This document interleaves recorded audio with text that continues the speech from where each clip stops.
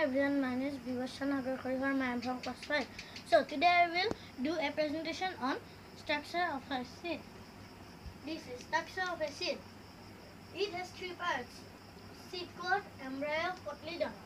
Embryo, it is the smallest and undeveloped part of the seed. Seedlings and plants grow from it. This is the embryo, and seedlings grow from it and become a plant.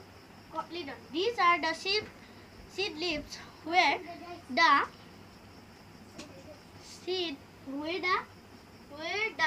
food is needed for the growth of the embryo is stored there. Next one is seed coat. This is cotyledon where the food is stored, and this is seed coat.